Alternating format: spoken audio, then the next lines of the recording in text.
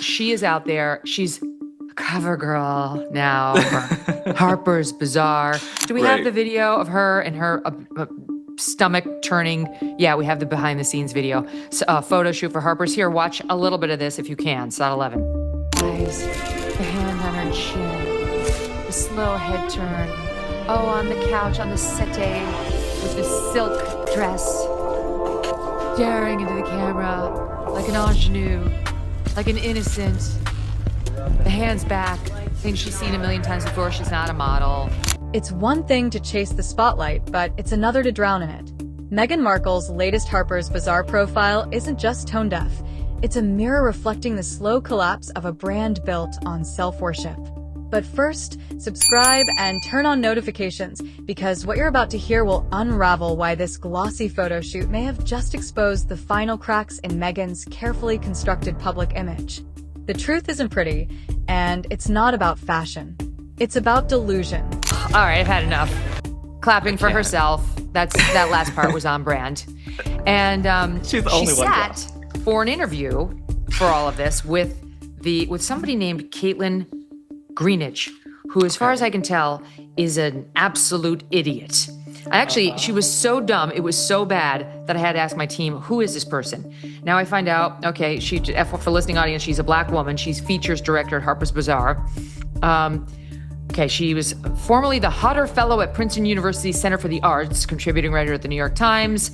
She had recent articles like November 2025, the vibe shift that wasn't reports of the death of woke are greatly exaggerated. June 2025, the institutions fighting to save Black history under Trump.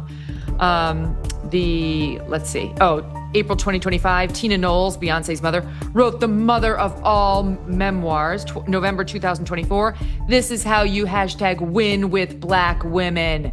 And then they're talking about the women who organized the 44,000 person fundraising Zoom for Kamala Harris. There's more about how Black women mobilized on Zoom for Kamala Harris. So this is who Harper's Bazaar thought would be the right person to profile Meghan Markle. And the ridiculous exchange between these two. Here's Meghan on the cover of Harper's. I'm just going to say it. She doesn't look good. She looks sad. She's makeupless, which I'm sorry, but it's not good. She needs some eyeliner. The eyes are too close together, and she looks forlorn. I didn't actually ever realize how much work that eyeliner is doing on her. And here's just a little bit from the cover piece. A golf cart pulls up at some natural history museum thing she's going to, and the writer's there. A golf cart pulls up, the gravel crunching beneath its tires. The Duchess of Sussex, someone in the scrum announces. Meghan descends. Meghan is attuned to the girls. She asks one about her nails, another about what she's studying. When a girl mentions her love of languages, Meghan lights up. I'm learning French on Duolingo, she says proudly, adding that she just hit a 90-day streak. I don't know how any woman could see a young girl and not see herself in her, especially at that age, Meghan tells me later. Once again, Meghan Markle makes everything about herself, and then this writer gets into some of her absurdities, like the following. How do powerful women flex? Do they lead with deference or dominance? Meghan seems to lead with affability, the warmth with which she greets each of these men in the restaurant where they sat, and with which they reciprocate, is genuine. With me, her interviewer, where the power balance shifts back and forth. Sorry, no, it doesn't. Even Meghan Markle is definitely out of your league, madam. She is warm and open, and she always maintains direct eye contact. It's a skill she's honed since childhood. I was such a little nerd, she says. My entire identity was wrapped up in being the smart one. There used to be this show, I'm dating myself, but do you remember Studs? After school, kids would enact a little makeshift version of Studs to play. They were like, well, Meghan can be the host, she says. I had the personality type of, I can help coordinate, I can help organize, I can facilitate. I think I'm probably the same now. The fear of failure often runs in tandem, writes this reporter, with the millennial desire to achieve. When I broach the topic and ask Meghan what she's learned from her mistakes, she deadpans. You learn not to do it again. Let's call this what it is. A royal rebrand gone spectacularly wrong. Meghan Markle, Once hailed as a modern duchess who could rewrite the rules of monarchy, has become a Hollywood cliché wrapped in silk and self-praise. This Harper's Bazaar spread wasn't just an interview, it was an accidental confession. Every pose, every quote, every orchestrated gesture screamed of a woman desperate to be adored, but unsure who she is without a crown or a cause. The interviewer's flattery only made it worse. Not journalism, but performance art in denial. A dance between two people who needed each other's validation more than they needed truth. And that's what makes it embarrassing, not the glamour, but the emptiness behind it. This profile matters because it's not just about Meghan Markle. It's about a generation of celebrity politics, the illusion that self-awareness equals depth and victimhood equals virtue. Okay. Meghan Markle always says she's known as the smart one and that her whole identity is wrapped up in being smart. We're still waiting to see that. Where's that smart identity? Like, was it smart to leave the royal family to go sell jams, jellies, dog biscuits, and wickless candles? Like, you could be royalty right now. Like, all of these celebrities that you're trying to hang out with, and you're hanging out with the Kardashians, or hanging out with people who have like sex tapes and show their vaginas on camera, you could be British royalty right now. You know what I'm saying? You could be eating crumpets and scones. Like, they just had a massive state dinner and a tiara. Look at that state dinner they had recently where President Trump sat next to Catherine and Camilla and the king and the whole delegation. You could have been there at that massive, beautiful state dinner at Windsor. You're hanging out with the Kardashians at a party, and then you don't like the way you look in the photos because you look bloated, and you allegedly asked for them to be taken down. That's who Meghan Markle is. So she says she's this smart, genius organizer. We're still waiting to see it. You did like one drop of your products. I ordered the candle. The candle came without a wick. This is not even a stunt. I literally opened it on camera. Her candle that was $64 was not lightable, okay? It was a metaphor for her career. Nothing was igniting, nothing was lighting, there was nothing on the inside. So Meghan Markle, it's actually quite pathetic to see someone fall from grace so hard. Right. And let this be a cautionary tale to so many of the women out there who maybe even look up to Meghan Markle, though I don't know how you would have stumbled upon this podcast. The grass is not always greener, okay? You might think you're holding all the cards in life. You got to know what cards you have and what cards you don't. Meghan Markle overplayed her hand. She thought, I'm going to leave the royal family. They need us more than we need them. We're getting out of here. And in the Queen's dying days, they kicked up trouble. She tried to accuse them of racism. That didn't land. Even at the height of Black Lives Matter, people were like, I don't know if we're buying this whole racism story, you know, with Oprah. So every hand she tried to play failed miserably. She should have just stuck it out and been a royal, and she would be revered around the world. In no world could Harper's Bazaar ever get Kate Middleton on its cover or to sit for an interview. Like, that is so beneath actual members of the royal family. They'd have to license it to put her on the cover. Okay, so let's keep going because there's more. So she writes about how, of course, she always wants us to believe she's just a mom with kids at home. That's what she does. And they're at an age where they're constantly learning something new. And you can remember as they face things that are insurmountable and say, I know it seems really hard right now, but trust me, that's going to come easily soon. I can give myself the same grace as a founder. She works it into every interview. A founder. It's amazing. Like, I mean, honestly, I'm a founder. I have my own media company. Right. You're a founder. You founded Spot On with Link Lauren. Most normal people don't run around referring to themselves like that because they know it makes them sound completely artificial, narcissistic, and insecure. So she says, I was a founder. Then she writes, there's no such thing, she says, that no such thing as perfect. I, too, get to make mistakes.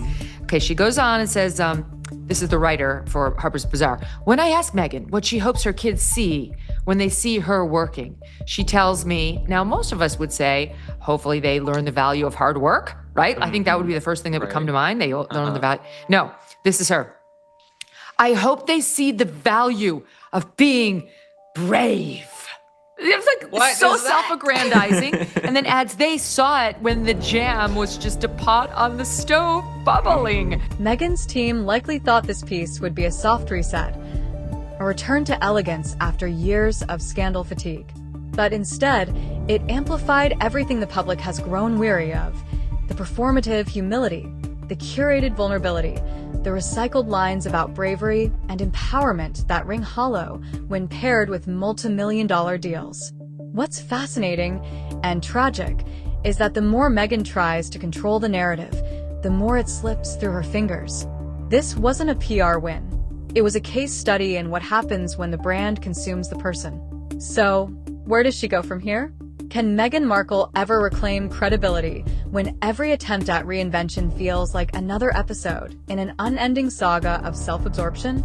Link, this woman is beyond. I hope they see my courage and how brave I am. No, you know what's gonna happen with these royal kids, okay? They're gonna grow up. I'm sure they have like privacy controls and adult filters on the kids, you know, phones and computers. Someday, these kids, Archie and Lilibet, if they exist, they're going to go to a friend's house and they're gonna Google their parents and they're gonna realize, we could have been royalty this whole time. We could have been living in a palace and we're stuck in this kind of compound in Montecito with this crazy woman and her scrawny legs and her jams on the stove. I would be so pissed. Okay, if I turned 18, this is like Princess Diaries. If I turned 18 and I found out I could have been royalty the whole time and I was stuck in California with the Kardashians, I would be so upset. And I hear that there are some titles available if they would like to adopt me. The Duke of York title seems like it's available. Yes. I'm ready to be royal. Meghan, I love you and I'm so grateful for you. But if the royal family welcomes me in, y'all will never hear from me again. I will be over there having high tea and crumpets and scones and writing. First, you'll give us the exclusive. Then you can dump us in the dirt. Yes, I'll do the exclusive. But no, right. Meghan Markle, fall from grace. We've never seen someone thud so hard. It's crazy. No, I saved the best part for last. I haven't even gotten to the most absurd part, and it's amazing. It's amazing. This is the only area in which I will give this absurd writer when they go to the Caitlin brownstone. Greenidge, credit. Okay. It's awesome that she included this detail. Okay, so now she goes to see Meghan in New York City.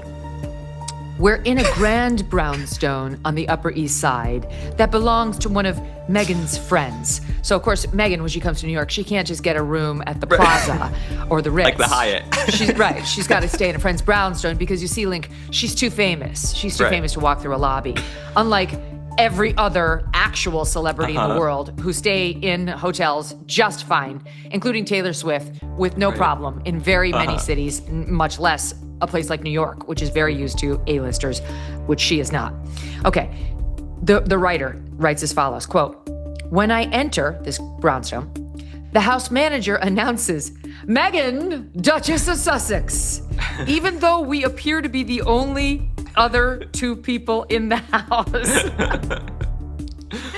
And then that harkens back to what we read on page 1, where she said they were outside the Natural History Museum in Los Angeles to receive a local group of girls. And as the golf cart pulled up, they yelled out, "The Duchess of Sussex." She appears to have people yell this about her wherever she goes, even if there's no one else in the home, Link. It's like Colonel Sanders is here. Like, why does she need to be announced like that? Like, the Duchess of Sussex? Who is that? Who is she?